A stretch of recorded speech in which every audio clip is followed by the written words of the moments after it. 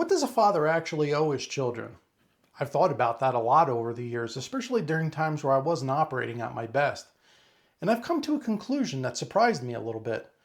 I don't owe my kids perfection. I don't owe them superhuman performance because I can't be Superman every day.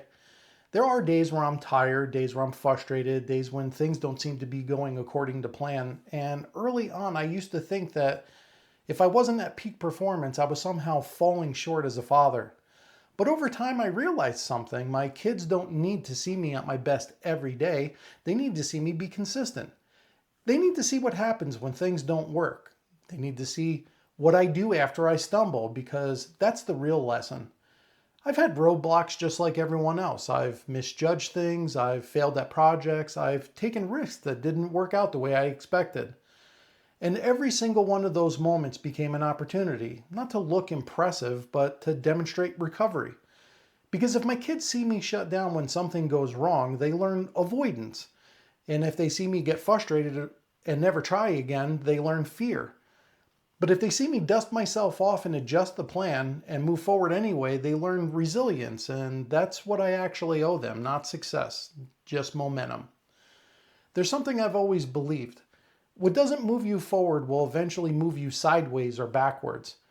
There's really no neutral setting in life, so even when I stumbled, I've made it a point to keep moving, not perfectly, just forward. And that's where this connects to something bigger.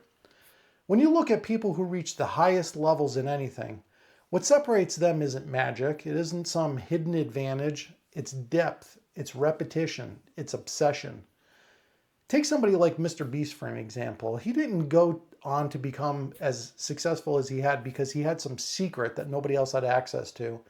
He immersed himself in the platform. He studied thumbnails, retention, psychology, posting patterns, and he uploaded hundreds of videos. He tested and failed and adjusted over time, and he compressed years of learning into a short window because he was willing to go deeper than most people were comfortable going. And that kind of intensity, that willingness to study and refine and keep pushing, has to come from within. That's how I've approached every job I've ever had. People would ask me, how do you even know that? And to be honest, the answer wasn't that I was smarter. It was that I studied. I stayed when everyone left. I read manuals most people ignored. I wanted to understand the inner workings of the machine because I knew that if I understood the levers, I could operate it better. Side by side, it might have taken some of those people 3 years to accumulate the type of knowledge that I've had and compressed within 1 year of being there. I was intentional with my time. And now at 52, starting this channel, I'm doing the same thing. I don't know everything about cameras or lighting or editing or analytics, but I'm learning.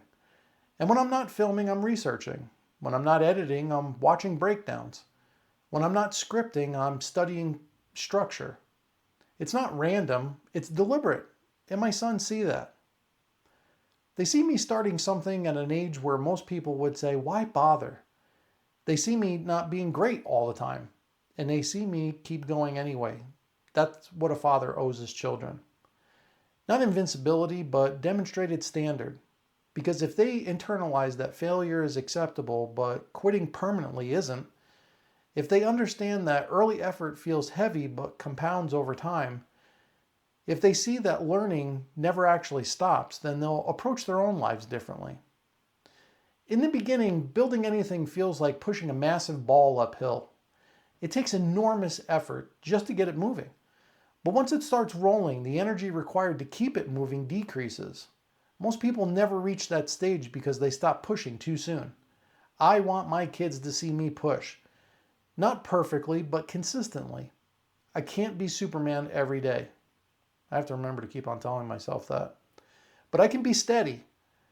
And if they copy that steadiness, that willingness to try, to fail, to learn and move on again, then I've given them something that lasts far longer than advice ever could.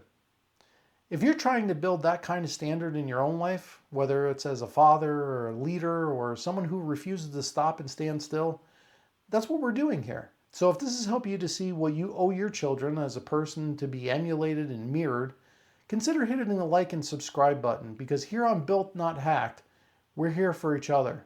I'll see you in the next one.